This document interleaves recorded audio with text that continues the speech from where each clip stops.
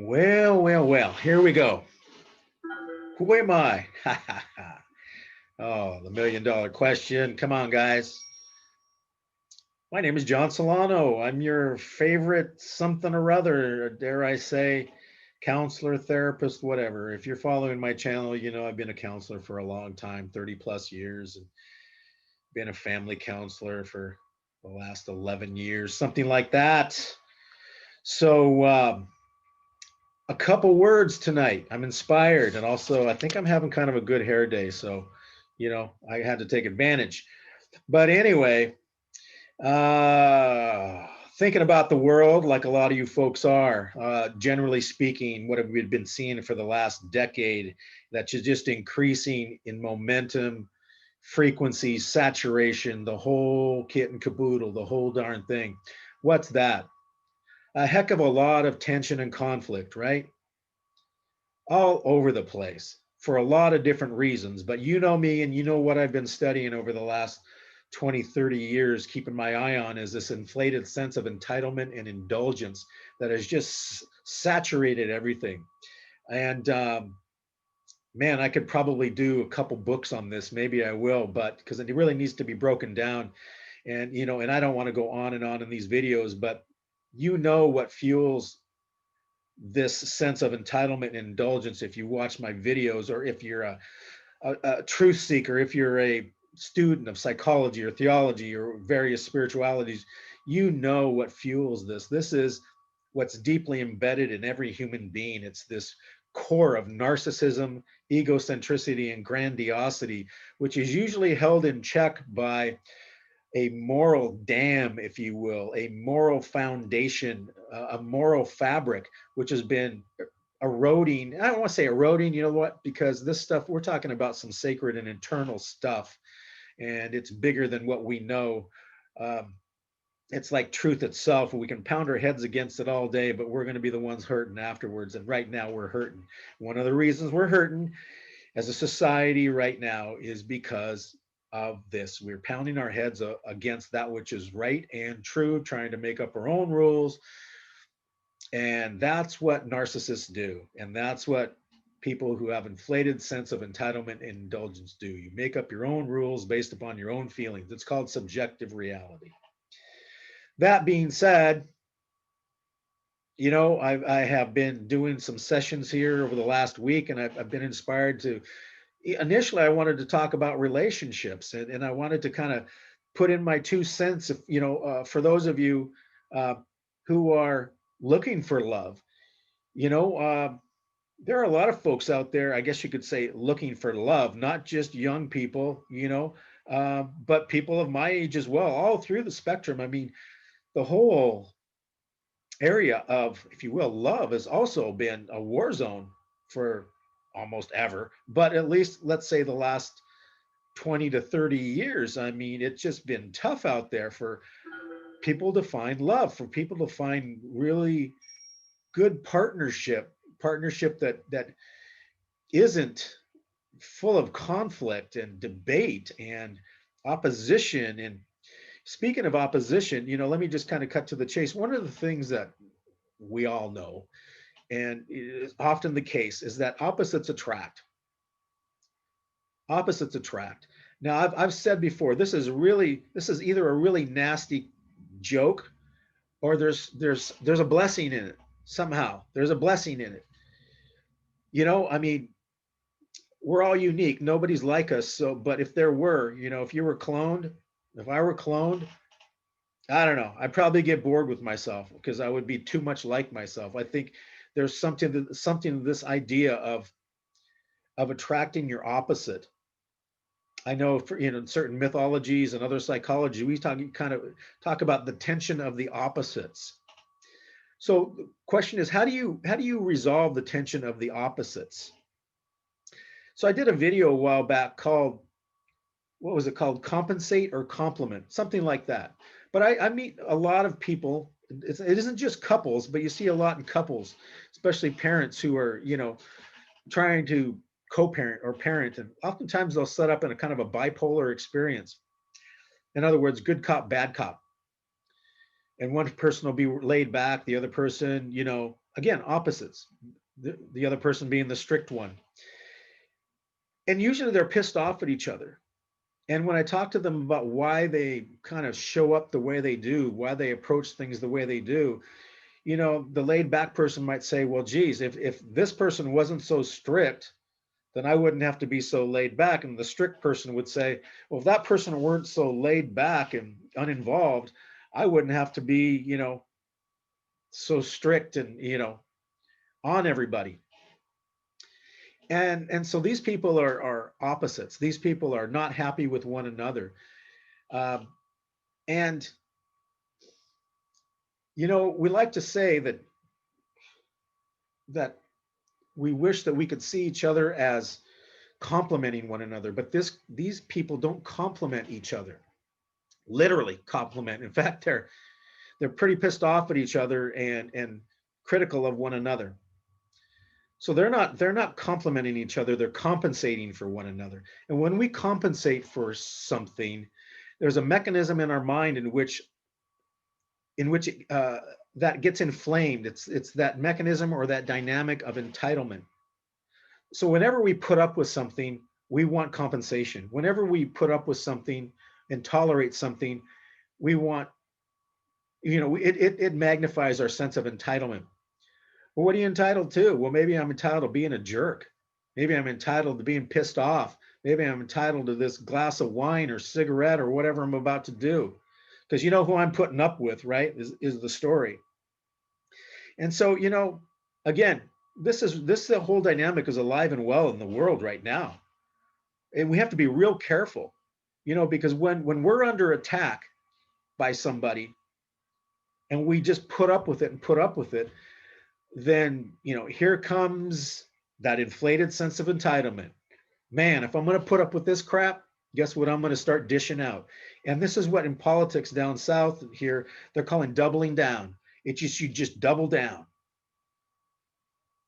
And so be able to not fall into that trap of entitlement and indulgence requires some wisdom. It requires some maturity.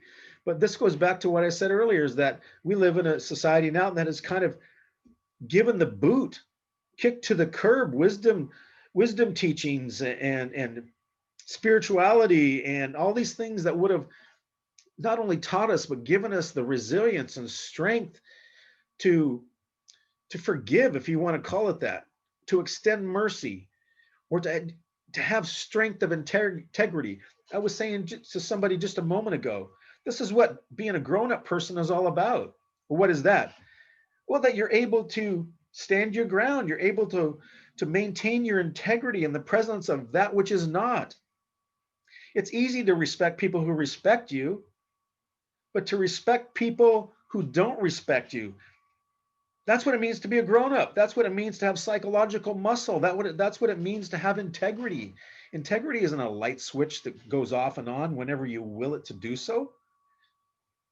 No, no, no, that's not being a grown-up. And that's what we need right now. That's what we need right now. Powerful people with depth of character, who can weather this storm, who can not attack back, who can, see things in a way that doesn't inflame that personal sense of entitlement and indulgence. Well, you might ask me, well, John, what is it that we need? Well, when you have tension of the opposites, two things that are at odds, you need a third element to come in order to harmonize them. And that element, as I've said many, many times before, over decades, is humility. Humility is the great equalizer. Humility is the great harmonizer. So, if you happen to be looking for love, if you will, looking for a life partner, or looking for a good friend, a good intimate friend, right? And when I say that, I mean because these are what these relationships are, intimate relationships, right? You want people who you can take risks with and who you can trust, and who you can trust to be people of integrity. So if you were looking for love, I would say this would be the number one trait to look for: humility in a person. Now, you could ask yourself, well, that's a great thing, but What else would I look for? Like, well, you'd look for this: a discipline of humility, a discipline of humility, or discipline that leads to humility, a discipline that creates humility. So you would find yourself somebody, a partner, a wife, a husband, whatever, a friend, you'd find yourself somebody who is actively participating, if you will, as a disciple, a student of wisdom. And again, all good wisdom teachings promote humility, humility, humility. Through what? So here's something else to look for. If you're looking for love, look for somebody who demonstrates the discipline of what? Personal accountability and personal responsibility. Personal accountability and personal responsibility. And very quick at it. So when there's tension or conflict, the person will immediately, as part of their discipline, demonstrate personal reflection, self reflection. In other words, ask yourself, what did I have to do with this? What's my part in this? How am I throwing fuel on the fire? How am I adding a brick to this wall? What am I bringing to this situation? That's what mature people ask themselves. It doesn't mean letting the other person off the hook, but it always means being a student of wisdom leading to humility, personal accountability, and personal responsibility. You see, that's completely absent right now in this all this political crap and societal strife all over the place. These people that are protesting and rioting and looting and shooting police officers and all this stuff, and again, destroying small businesses, attacking each other, verbally harassing just innocent people going down the street. These are all people who lack personal accountability, personal responsibility, and humility. Those folks are just, I know, you see, here's the deal. They're not gonna agree, but there is an eroded moral foundation these folks are standing on. And more or less, it's a foundation of narcissism, egocentricity, and grandiosity. You take these things called accountability, personal accountability, and responsibility, which lead to humility. You work that, and you'll have a great relationship. You won't be compensating for each other. You'll be enjoying each other's differences and complimenting each other on those differences. And you will come together not just as individuals, but you will come together as a whole that's greater than you were as individuals. You'll be able to cover more ground. You'll be smarter. You'll be more effective. You'll be more powerful. That's the blessing of the harmonizing of those opposites. But without humility, those opposites are in constant tension and conflict, and they will destroy each other, or there will be a need for separation. And that's often what happens in the families that I work with. That there's such a lack of humility that it just destroys the family, it just tears it apart. But that is just a microcosm of what's going on at the macro level in society right now.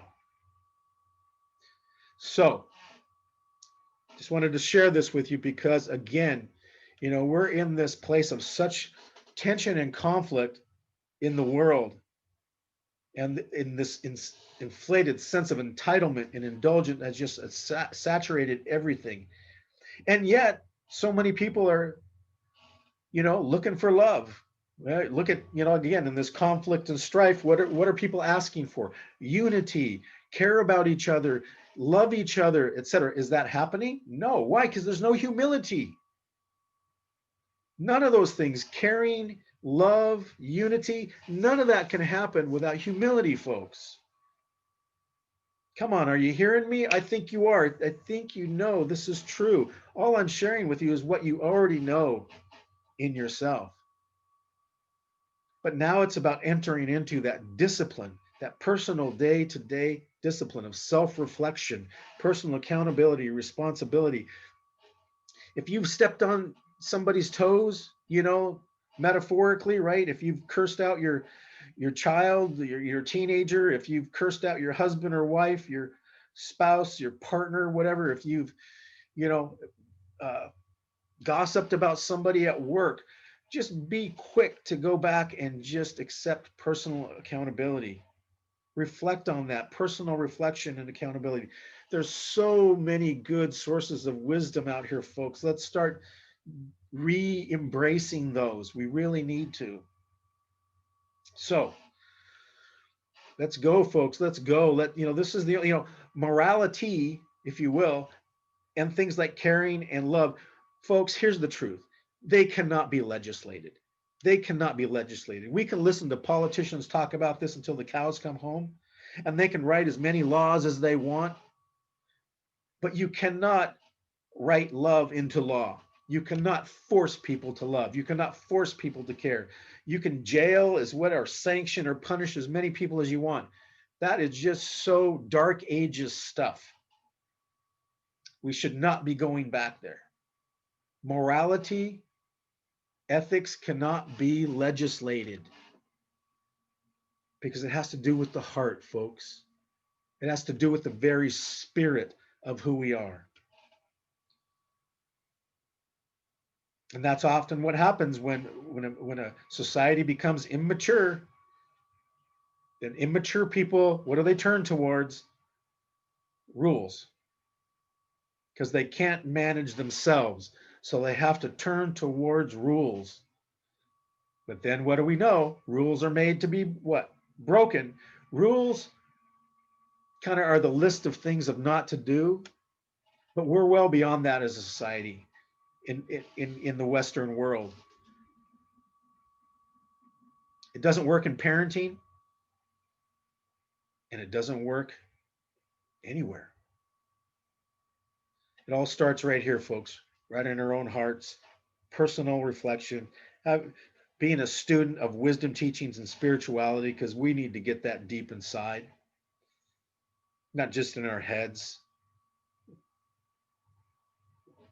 So, hope this has been helpful. Check out my other videos.